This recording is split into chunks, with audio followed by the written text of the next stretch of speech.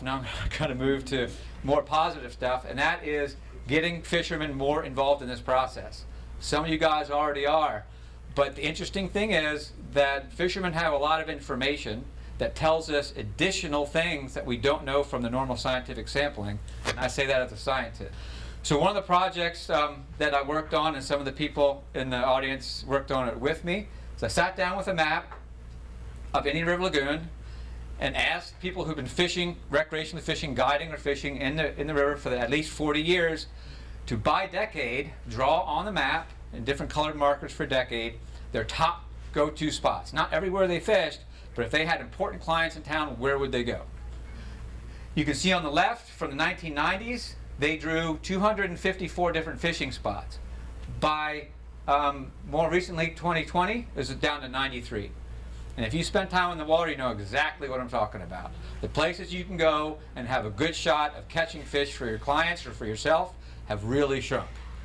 But there's more detail to it. So I put that information more into a bar graph. So you can see the number of fishing spots on the left axis. On the bottom is the decade. That blue line is the 2010 cold kill and then algae bloom that kind of caused the things to go off the cliff. But what I think is going on is there was some thickness in the lagoon prior to that, and that's what we're going to talk about now. So this is what Virginia just showed you, the seagrass aerial coverage, number of acres it's covered if you look at it from the air, and that blue line is kind of the crash, and you can see the drop. Next one.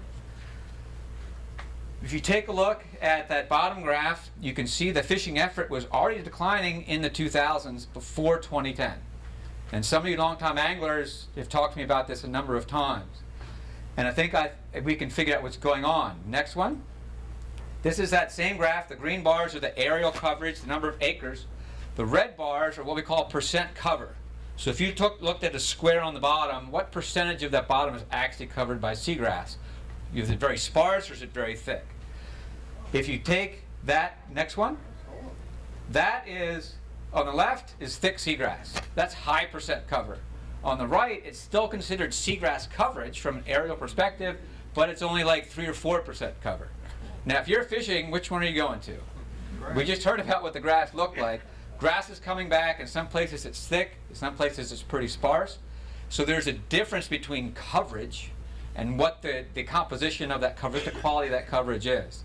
So as we evaluate this from a fishing perspective, seagrass is great. What kind of seagrass, how thick it is, that information can go back into that system to help them figure out where to focus efforts on. Like if you take the central Indian River Lagoon area, there's a large area where there is no seagrass for some reason, right?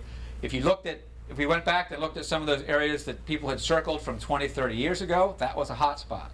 So that might be an area to focus on to kind of get the whole system to be coming back. Ongoing work. All right, so what you can do, if we're going to have the big tarpon on the right side, and even those middle-sized tarpon everybody loves to fish for, we have to have the habitats to support the small ones. And that's wetlands, mangroves, good seagrass beds.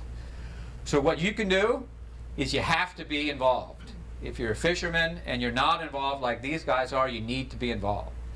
You have to contribute. You have to report what you see and start taking part in some of some of the projects that are going on. You can also contribute to where some of the restoration projects should be happening.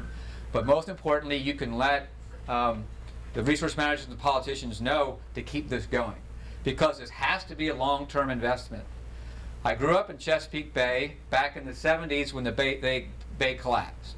It's taken Chesapeake Bay 40 years to bring it back to a semblance of what it was. Tampa Bay collapsed in the 70s. It took them 20 years to come back. Long Island Sound, same thing. Boston Harbor, which actually created the Clean Water Act, it took them decades to come back. So this isn't a short-term thing. And at my age, it's probably not even for me, it's for the next generation, right? But we have to do that kind of investment because some of the people who came before us did it.